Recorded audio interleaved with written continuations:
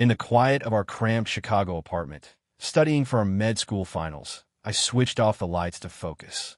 That's when Ryan, my roommate of 3 years, whispered, "If you say yes, I won't hold back." In that heartbeat, I realized some walls we build aren't for safety.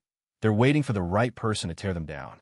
I'm Jamie, a 26-year-old med student at Northwestern, the kind who color codes notes and schedules study sessions weeks in advance.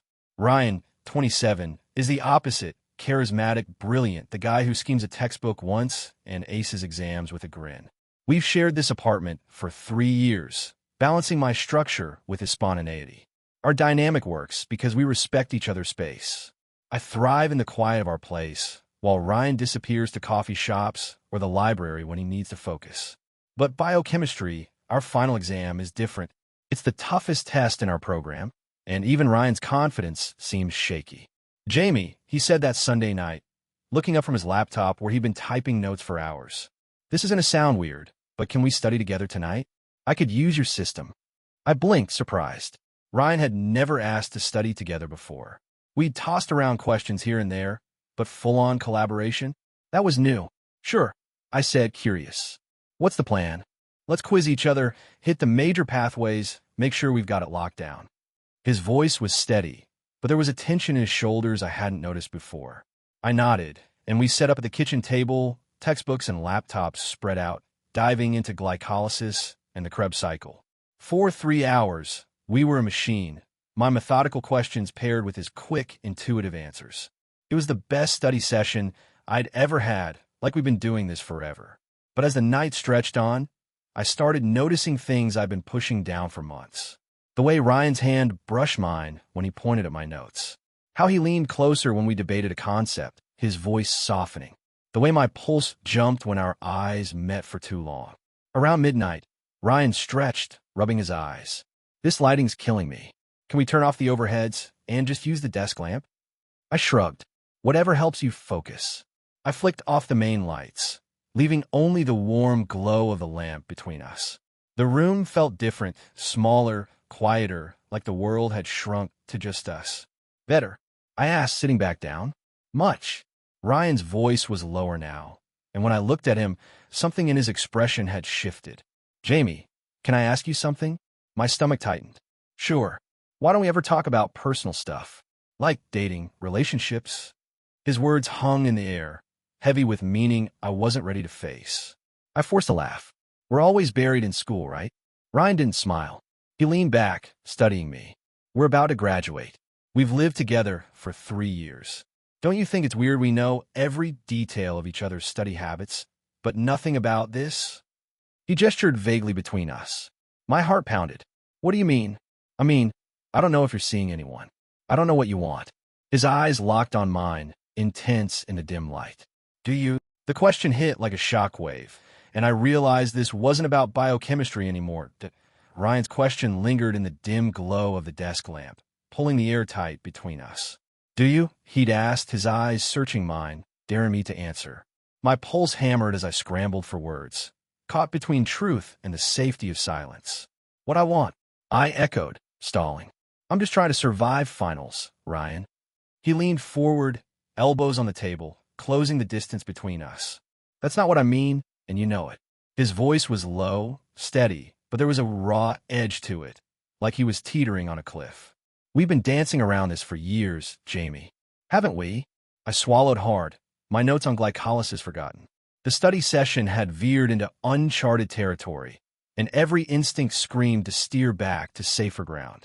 But the way he looked at me, open, unguarded, made lying impossible. "What are you saying?" I asked, my voice barely steady. Ryan's fingers tapped the edge of his textbook, a nervous tick I'd never noticed before. "I'm saying I've been avoiding this conversation because I'm scared of what it means. For us. For me." He paused, exhaling sharply. "I've never brought anyone home, Jamie. Not in 3 years. Have you?" The question hit like a spotlight, exposing the truth I'd buried. I hadn't dated either, not since we moved in together. I told myself it was med school, the grind, the lack of time. But deep down I knew it was him. "No," I admitted quietly. "I haven't." Relief flickered across his face, but he didn't break eye contact. "Why not?" he pressed.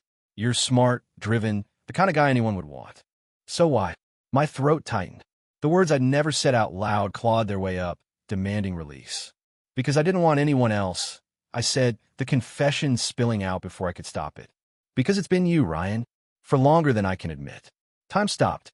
Ryan's breath caught, and for a moment, I thought I'd ruined everything. Our friendship, our roommate dynamic, the fragile balance we'd built. But then he spoke, his voice rough with emotion. Thank God. I thought I was losing my mind. He leaned closer, his hand brushing mine on the table. Deliberate this time. I see you, Jamie. Every late-night study session, every time you leave coffee for me, every moment you push me to keep going. I've been falling for you for years. My heart raced, torn between joy and terror. Ryan, we're roommates. We're about to graduate. What if we mess this up? What if we don't? He countered, his voice fierce. What if we've been wasting time pretending this isn't real? His hand covered mine, warm and steady, grounding me in the chaos of my thoughts. I'm tired of hiding how I feel. Aren't you? I was. Exhausted from pretending, from ignoring the way my world tilted every time he walked into a room. Yes, I whispered, the word carrying 3 years of unspoken longing. Ryan's grip tightened, and we sat there, hands clasped, the weight of our confession settling between us. But the moment shattered when his phone buzzed, the screen lighting up with a name I didn't expect. Mark. His ex Ryan glanced at it, his expression shifting, guilt, hesitation, something I couldn't read. He silenced the call, but the damage was done. Who's that? I asked, my voice sharper than I intended. Nobody, he said too quickly, pulling his hand back. Just someone from undergrad. But the lie hung heavy, and doubt crept in. Had he been talking to Mark this whole time? Was I just a moment of weakness? Ryan, I said, forcing calm. If you're not sure about this, about us, tell me now. He opened his mouth, but no words came. The silence was answer enough. I stood, gathering my notes. I need some air. As I stepped outside, the cold Chicago night stung my lungs. Ryan's confession had cracked open my heart, but that call for Mark threatened to break it. Biochemistry was the least of my worries now. The Chicago night bit at my skin as I stood outside our apartment. Ryan's confession and that call from Mark warring in my head. I'd bare my soul, admitted I'd loved him for years, only to see his ex's name light up his phone. The doubt gnawed at me. Was I a fool for believing his words? I paced the sidewalk, my breath fogging in the cold, trying to make sense of the ache in my chest. Back inside, Ryan was still at the kitchen table, his laptop closed, hands clasped tightly. He looked up when I entered, his expression a mix of guilt and desperation. Jamie, I'm sorry. Can we talk? I crossed my arms, keeping distance between us. You said Mark was nobody. That didn't feel like nobody. My voice was steady, but the hurt leaked through. Ryan exhaled, running a hand through his hair. He's not. It's complicated. We dated in undergrad, broke up before med school. He texted me a few weeks ago, out of the blue. I didn't know how to respond. But you did respond. I said, sharper than I meant. You've been talking to him while we're... I stopped, unsure what we were. What am I to you, Ryan? A backup plan? No, he said fiercely, standing. You're everything. Mark's he's safe. He's out, his family's fine with it. With him, I don't have to face what this, he gestured between us, means for me. For my life. I frowned, processing. What it means. You're the one who said you were tired of hiding. Was that a lie? It wasn't. His voice cracked. But saying it and living it are different. My family's old school, Jamie. They cut me off if they knew. And med school? You've heard the whispers, the professors who think being gay's a distraction. I'm scared I'll lose everything if I choose this. Choose this. I echoed, stung. You mean choose me? He flinched. That's not what I meant. I'm trying to be honest. I've loved you for years, but I'm terrified of what comes next. I wanted to yell, to demand he pick a side, but his raw honesty stopped me. I knew that fear, the dread of judgment, of losing family, of being seen as less in a world that wasn't always kind. I'm scared too, I admitted, softer now. But I meant what I said last night. I want this. Do you? Ryan stepped closer, his eyes searching mine. More than anything.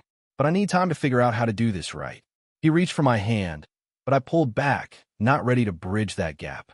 Then take your time, I said, my voice tight. But don't expect me to wait forever. I grabbed my coat and left again, needing space to think. The next morning, biochemistry loomed, but our apartment was a minefield. Ryan kept his distance, his guilt palpable as we reviewed notes in silence. I tried to focus on metabolic pathways, but my mind replayed his words, his fear, that call for Mark. After the exam, which passed in a blur of adrenaline and exhaustion, I avoided Ryan, heading to a campus cafe to decompress. There, I ran into Sarah, a classmate who'd come out last year. She noticed my tension and prodded gently. Rough day. I hesitated, then spilled the story, Ryan's confession, Mark's call, the fear holding us both back. Sarah listened, her expression softening. I get it, she said. Coming out's messy. My parents didn't talk to me for months. But hiding who you are? That's worse. Ryan's scared, but if he loves you, he'll figure it out. You deserve someone who's all in. Her words hit hard. I deserve that, but could Ryan be that person? As I walked back to the apartment, I overheard a professor at a campus event make a casual jab about lifestyle choices in medicine. The words cut deep, a reminder of the world we were up against. I realized Ryan's fear wasn't just personal. It was ours shared, a weight we'd both have to carry if we chose this path. That night, I found Ryan waiting at the kitchen table, his phone face down. I blocked Mark, he said before I could speak. I don't want safe. I want you, but I don't know how to do this yet. His voice trembled, and I saw the truth. He was trying, but he was drowning in the same fear I felt.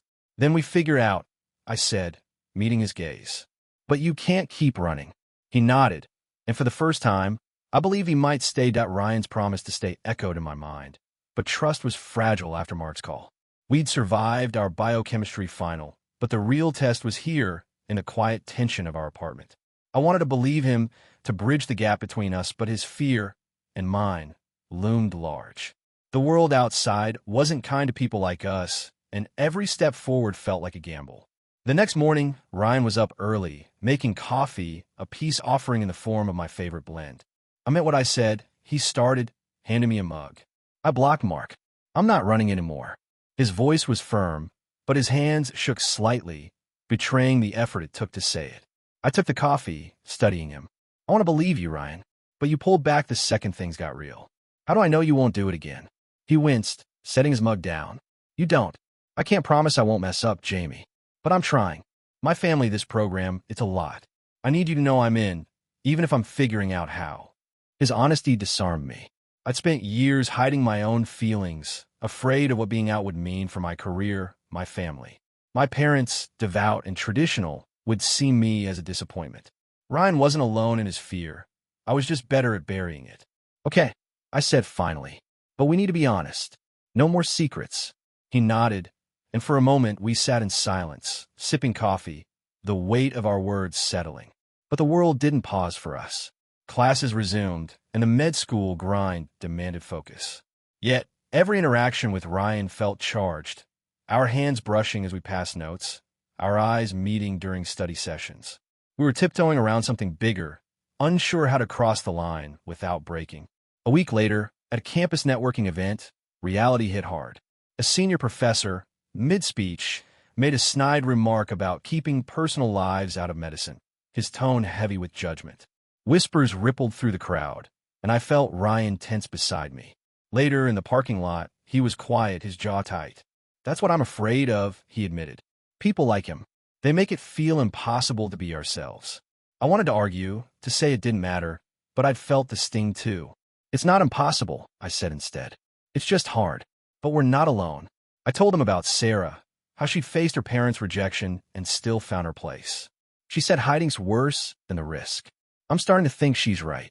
Ryan looked at me, his expression softening. You make me want to be braver, Jamie. He reached for my hand, then stopped, glancing around the empty lot. The hesitation hurt, but I understood. We weren't ready to be seen. Not yet. Back at the apartment, the tension followed us. Ryan's phone stayed silent. No more calls from Mark, but the ghost of that betrayal lingered. I caught him staring at his laptop one night, a family photo on the screen, his parents smiling at some holiday gathering. They won't get it, he said when he saw me looking. They think this, us, is a sin. My stomach twisted. My own parents had said similar things at family dinners, their voices casual but cutting. Mine too, I admitted. But we can't live for them. Not if it means losing ourselves. He closed the laptop, turning to me. I don't want to lose you. But what if I'm not strong enough for this? His voice broke, and I saw the fear he'd been carrying, fear of rejection, of failure, of a world that might never accept us. Then we lean on each other, I said, stepping closer. I'm scared too, Ryan, but I'd rather face this with you than alone. For the first time, he didn't pull away. He took my hand, his grip steady, and we stood there, not speaking, just holding on to the promise of something real. The next day, Sarah invited us to a campus support group for queer students. I hesitated, but Ryan agreed, surprising me. I need to see it's possible, he said. At the meeting, stories of struggle and resilience filled the room. Students who'd lost family but found community, who'd faced judgment but kept going. Ryan listened, his hand brushing mine under the table, a small act of courage. For the first time, I felt hope, not just for us but for the life we could build. The support group meeting shifted something in Ryan. As we walked back to our apartment, his steps were lighter, his hand brushing mine without hesitation. Hearing those stories, he said, made me realize we're not alone in this. I nodded, feeling the same spark of hope. But hope was fragile, and the world beyond our small circle wasn't ready to make this easy. Days turned into weeks, and we navigated our new reality with cautious steps. Ryan and I were no longer just roommates. We were something undefined, testing boundaries we'd both been too scared to cross. We didn't label it, but we shared quiet moments, studying side by side, splitting takeout, stealing glances that said more than words. Yet the fear lingered. Every time we left the apartment, I braced for judgment, for the sidelong glances we'd gotten at that campus event. One evening, Ryan got a call from his sister. I watched his face tighten as he listened, his responses clipped. When he hung up, he was quiet, staring at his phone. She knows, he said finally, about us. Someone from school saw us at the support group and told her. My stomach dropped. What did she say? She said Mom and Dad won't understand. That I'm choosing a hard life if I do this. His voice was steady, but his hands trembled. She's not wrong. They'll cut me off, Jamie. No calls, no visits, nothing. I reached for his hand, my own fear rising. My parents would react the same way. Sermons about sin, disappointment in their only son. I know what that feels like, I said. But we can't let them decide who we are. Ryan squeezed my hand, his grip fierce. I don't want to lose them, but I don't want to lose you either. He looked at me, eyes raw. I'm choosing you. I just need to figure out how to live with the fallout. The fallout came faster than we expected. At a med school seminar, a classmate's whispered comment about the gay roommates reached us, loud enough to turn heads.